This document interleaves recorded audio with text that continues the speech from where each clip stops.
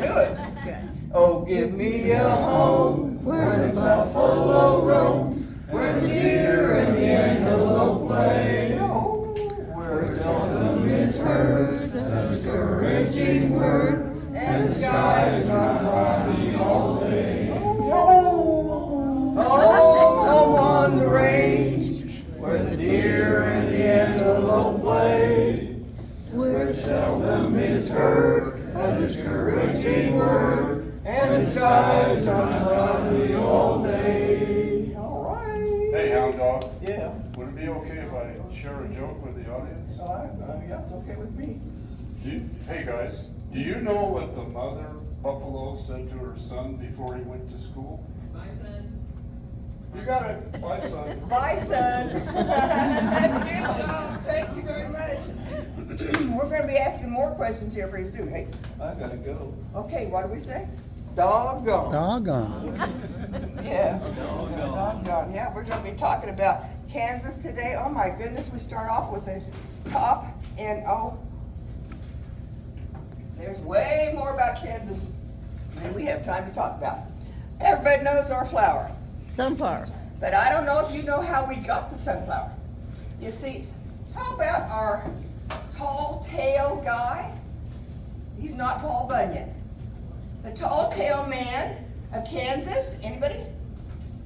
Johnny Caw. Johnny Caw. And Johnny Caw, he and Paul Bunyan did wrestle along the eastern side of Kansas, and that's where we got the Flint Hills. But that was after, before when Johnny Caw first got here.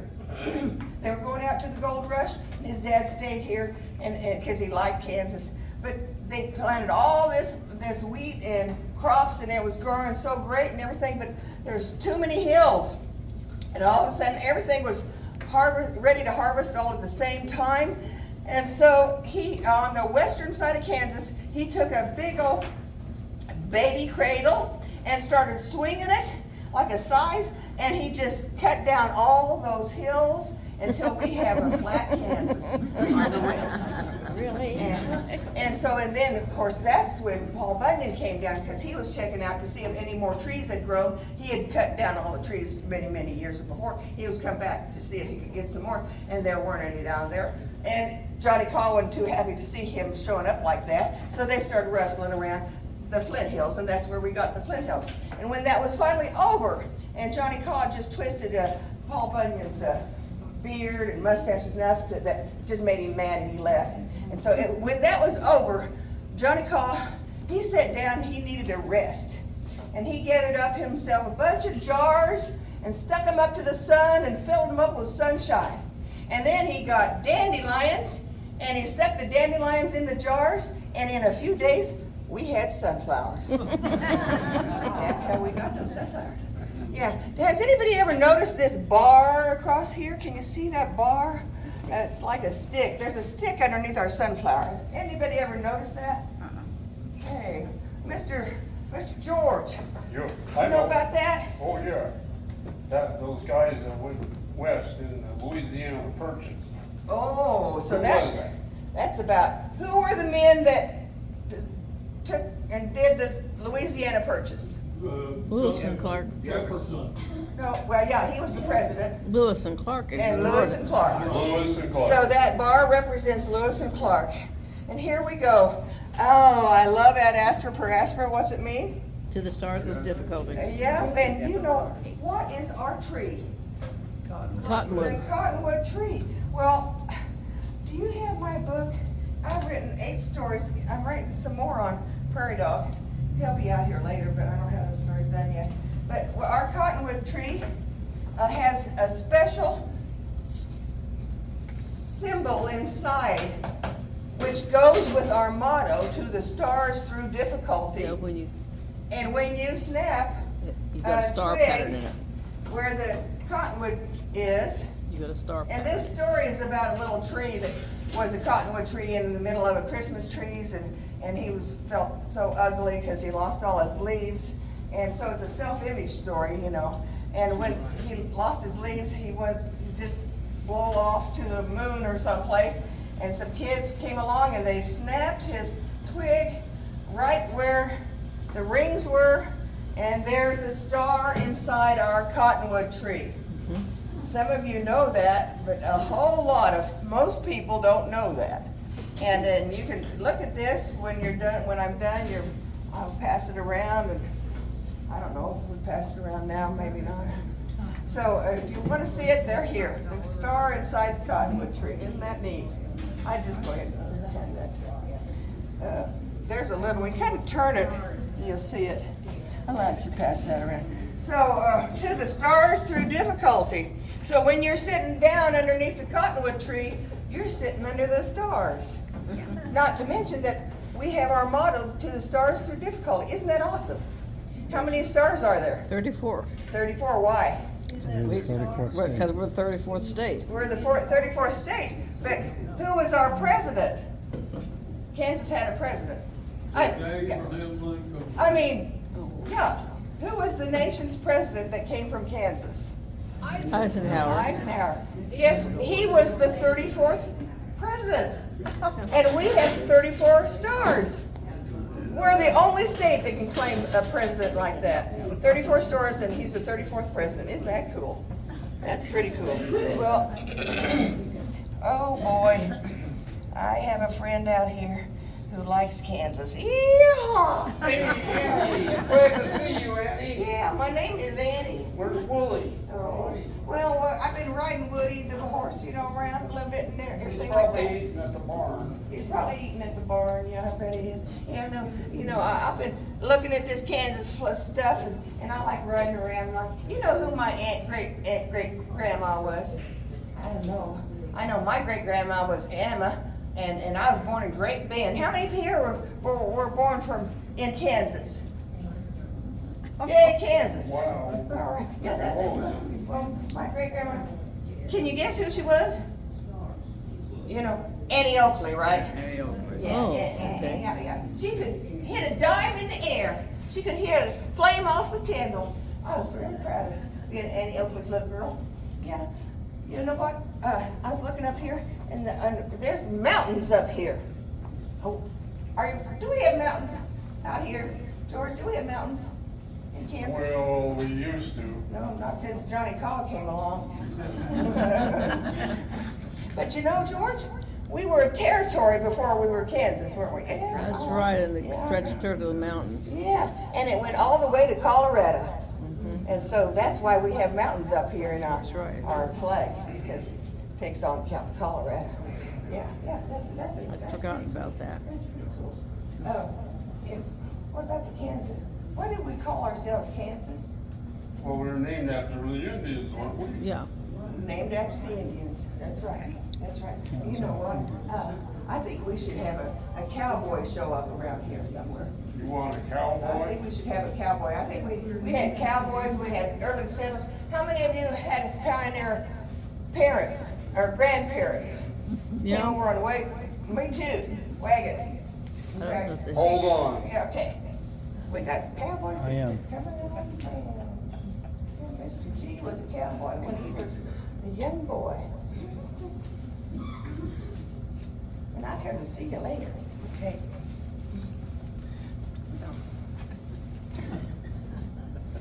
Okay, we got any cowboys out there? Are you a cowboy?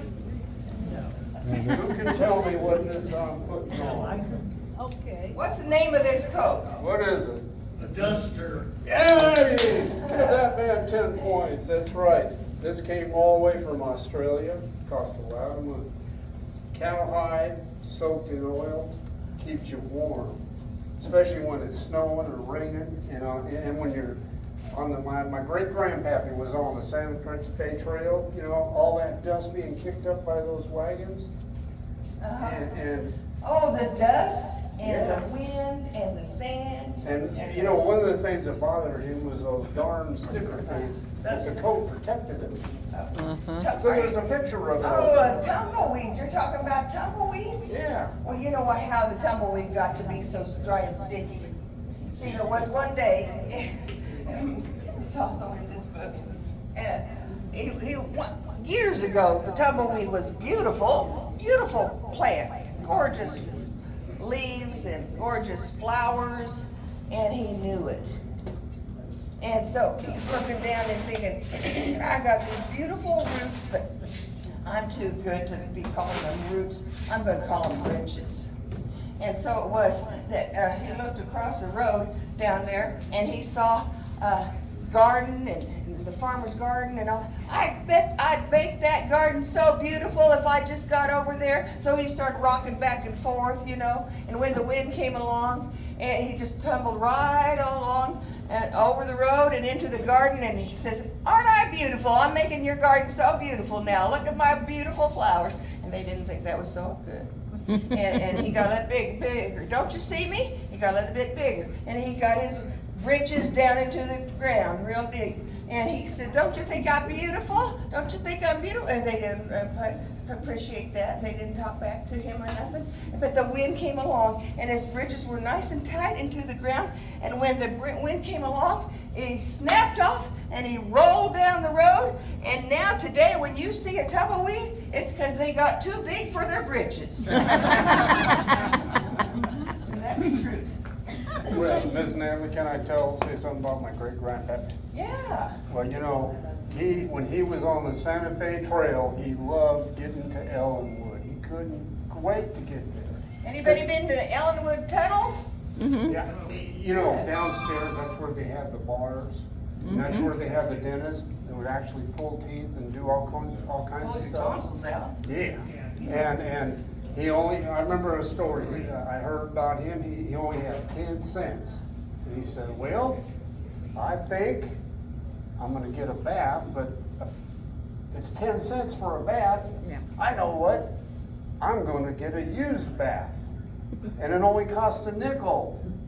So A he used got bath. a used bath, because he wanted to be clean, and then he said, okay, where's the bar? Right next I door. need a whiskey. And that's what he got for a nickel. So And he then got a used eventually, bath for a nickel, and he got, so he. that's had- right, and then eventually, when he was all done partying, he said, well, I gotta get to Wichita, Oh, yeah. because a place called, I can't remember, senior memory, Like Delano's? Delano, yeah. And you know, there were some girlies down there. They were pretty. Like doves. Huh? Yeah, but first, by the time he got to Wichita, he needed another bath, so guess what? Jumped in the river, took all his clothes off. He asked the gals to share too, some of them jumped in. But we had a party in Wichita. Now we couldn't go into Wichita, we had to stay in Delano. You know why? Because that Marshall Earp, he was kinda not nice. The marshal, what was Yeah, his he name? told us to hang up our guns. Oh, no guns. No Which- guns, yeah, that's right. Who was the marshal? Wyatt Earp. Wyatt Earp. You guys heard of him? Yeah. Oh, that's pretty cool. Well, oh my goodness, I mentioned you a little bit ago, Pete, I yeah. wonder what she's got now. A prairie dog. This is my new. Somebody said it, prairie dog. Yeah. You don't look like a dog. Gotta tell you. I bark. They call me prairie dog because I bark. Like that, you know, I like to get out here and say to everybody to see it, but, hey, you know what, I really didn't like those cowboys, and especially when the train came in, and, you know, they were doing stagecoaches before that, and they were messing up my burros a whole lot. Did you see some prairie dogs along the way? Oh, yeah. My grandpappy talked about them all the time, my great-grandpappy. Did you ever use a stagecoach? Well, he did. In fact, a guy called Cannonball Green. Cannonball Green? Anybody heard Cannonball? I remember him messing up my burros. Greensburg is named after him today. He owned 1,000 horses and a whole bunch of stagecoaches, and he went all over the state and into Colorado and other places. Cannonball Green. That's right, you know, he had a famous person one time on the stage with him. Can I tell the Oh, story? he was riding the stage. Oh, I think I remember him doing that between the trains, when the train wasn't connecting and then they needed a stagecoach That's still. right. He Well- didn't like the train though. Well, Cannonball had somebody else driving and he was inside. A lady called Carrie Nation. Nation, thank you, I had to see the moment. Carrie Nation. And, you know. Carrie Nation. Yeah. Carrie Nation was on the stagecoach. Yeah, Cannonball lights up a stogie. He's just relaxing because he's tired. And she goes, "What the hell are you doing?" And she reached over and grabbed that stogie out of his mouth and threw it out the window. Cannonball went ballistic. He said, "Stop the stage, stop the stage. Whoa, horses." And he gets out and he says, "Come here." And she comes standing there and he picks her up, sets her down and said, "You're done, lady. And keep your axe too." And then he got on board and they took off and left her Oh behind. my gosh, he just picked her up and set her outside. That's right. They took off. Oh, wow. Well, that's what happened. Read about Cannonball Green. Yeah, Cannonball Green, yeah. And that Greensboro well is really nice today. They fixed it up, yep, they messed up I haven't my been there burrows. since they redid it. No, they messed up your burrows. Yeah, they got a big well there, you know it. And you can go walk all the way down, it's all cemented, a beautiful museum. And they got Cannonball Green in that museum too. That's right. That's right, and he wasn't too happy when that train came in, but when they fed him on the train, he was okay. And he got to keep his horses in the various places that the train did not go, and then so the stagecoach would connect between the two trains. That's what that's happening. Yep. Hello, Grandpa. Hey, I'm older than most of these people. I'm almost 100. Oh, wow. 110, I think. Okay. I've been cleaning the barn. Yeah, you've been cleaning the barn? Oh. Well, you know what, maybe I'll go show them what you've been cleaning the barn with. Oh, okay. Okay, and then I'll be back, because I got a story about why do prairie dogs respect their elders? Well, I'll hear about that in a little bit. But he said he was cleaning the barn, and I did not know Grandpa was gonna come out and tell me that. But I think it's because he was cleaning this guy out. Oh. Yeah. Okay, right, yeah. Well, you know what, this guy is a way passed down from the Coronado ruins. You know, he was out there at the Coronado ruins, and when his great grandma, they all learned Spanish out there, and there might be somebody out here that would know what this song is, because it's Spanish. Are you ready? La pequeña araña, I'm sorry. La grande araña subió por la mañana, vino la lluvia y se la llevó. Oh. Vino el sol y todo lo secó, y la grande araña subió. You know what it is, 'cause she's Itsy bitsy spider. yeah, up the that's it, spider. that's what it is, that's right. But he's from Coronado Ruins area. Yeah, that's why he sings Spanish. And he doesn't say it's Itsy Bitsy, he's La Grande. I don't know my Spanish, so. Okay. Oh, well, Prairie Dog Pete mentioned, why did why, you know, they have a great community. Prairie dogs have great communities. They have burrows, little holes. They even have a hole for their bathroom. They keep their place clean. They have a hole for their babies where they go. They have a hole where they rest. They have a hole when somebody slides in there from a dirt storm or something. That's the guest room. So they have all these little holes. It's really cool. But years ago, many, many years ago, it was that there was a king ruler, prairie dog. He would not let anybody do what they wanted, when they wanted, how they wanted. He was controlling everything around there. They weren't a community of people. They didn't respect their elders, because he told them all, the old dogs, to go to the Flint Hills and go to the caves of the Flint Hills. But my prairie dog, his grandpa, well, he wouldn't let his grandpa be taken and abandoned in those caves. So he made a big burrow underneath his place where he lived, his burrows. And Grandpa lived under there. And the king continues to be rude, crude, and socially unacceptable to people. And so it was that he said, "It's a drought. I need water. All you young'uns come around here and you go find me some water." So they go back to their burrows, to their parents, and what are we gonna do? We're thirsty too. What are we gonna do? But of course, Grandpa knows. So when young'un goes to Grandpa says, "Well, we're just gonna go out there and find us some of those yucca plants that have grown up real tall, and then the flowers are kind of dead over there, and we're gonna pull down one of those stalks, and we peel the bark around the stalk, and you got water. You got fibrous, cool, nice, liquid water. So they took that to the king, and he was amazed at this. What are you doing this? Well, if you could do this, I want one more thing, because I really enjoy those stars at night, and I want to have a star holding in my hand. Well, Youngin went to his grandpa, and you might guess, because we just learned it, what did grandpa do? Took him out to the cottonwood trees, right? And when they went to the cottonwood trees and they snapped the twigs where the star was, they took it to the ruler, the king ruler, and he said, wow, this is amazing. How did you do this?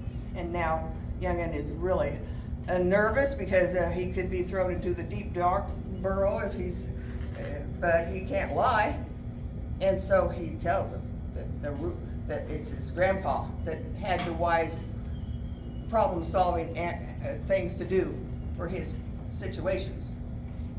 That's when King Ruler changed his mind and called all the old dogs back.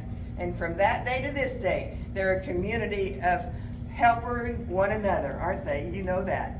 And they stand. One of them will stand up there and alert everybody else and tell them when that guy that was here 3 years ago wasn't very nice. He's still here. They'll tell him. And they have quite a communication system. That's the story of how prairie dogs came to be a community, okay, and respect their elders. And I'm writing that one right now. So, Grandpa? Yo, Yeah. we're done. You know what? That one girl, we should let them know the true story that happened with the Indians and that how I think even Fred might want to tell him a little bit about that. Let me see if Fred can come out here. He's not too happy though, because Kansas has a turtle for a reptile. Yeah, it should be a frog. I think it should be a frog. Yeah, I really think it should be. Don't you think it should be a frog? Not like flies. And so it was. Hey, are you going to tell them about that little girl? Well, it wasn't a little girl, it was a little boy. And they were traveling along, and I'll make it real quick. Oh, I have 5 minutes. That's just about right. That's what my watch says. Is that okay? Yeah. Okay. So, last story about that little girl, little boy. Yep. See you later. Okay. He's traveling along with his family, and the wagon wheels get looser and looser, and they're getting further behind everybody else. And pretty soon they can't see the ones ahead, the wagons ahead. And like I said, this is a true story. You should find my book and show them the story. What do you call this? Of it. Oh, they know. Bird wagon. The Conestoga wagon. Conestoga, yeah. Yeah. So they're traveling along the Arkansas River. Why do we say Arkansas? Because we're in Kansas. Well, because way back when we were a territory and the river was named with a W, Arkansas, with a W. And then we came along and we made Kansas, and we dropped that W off, and we say, we're Kansas, not Arkansas. We're not a saw on the end. So we call it Arkansas. We are, aren't we? Yay, Kansas. And we had the bleeding Kansas. You know how we got Jayhawks? The word Jayhawk means stop slavery. And that's a whole nother story about what happened up there in 1861 when we became a state. So before 1861, when this was happening, this little boy wandered off while his parents are fixing his wagon. They slip into the water, and he's drowning. He's catching air and going up and down, bobbing up and down, and all of a sudden, down the road are the Kansas Indians, and they hear it and they see it, and they pull him out, and they don't understand what he's saying. He's crying and waving his arms. Take my mom and my daddy, but they don't know English. They put him on his horse, and they call him Crying River. So he grows up to be a strong, brave. And while he's growing up, our first fort in Kansas was being built. What was the first fort in Kansas? Leavenworth, right, by the Missouri River. So it's the Missouri River that this boy's in. And so the fort is being built, and they're calling for peace among the Native Americans. And so Crying River, and two of his friends are picked. They are riding their horses into the fort.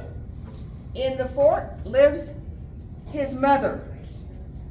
And she sees him just like a mother. When only she can, the jawline, the hair, she knows that's her son. She just starts crying and wailing and waving her arms and frantically, "You're my son, you're alive, you're alive." And he thinks she's crazy. She's crazy, and he doesn't know English anymore. Get her away. And so through the day, they're making a peace pipe. And at the end of the day, he gets back on his horse. He hopes that crazy woman doesn't run up to him again. But when he's heading back out, she comes running up, and I'd like you all to join me with this. When she comes running up, she sees him. She doesn't say anything. She sings, "This little light of mine, I'm gonna let it shine. This little light of mine, I'm gonna let it shine, let it shine, let it shine, let it shine." And that's how they got off the horse, and of course the interpreter told them what was happening, and they became the first Christian tribe there around that area, and made true peace with knowing that that was his mother, and they were reunited. So, thank you, everyone.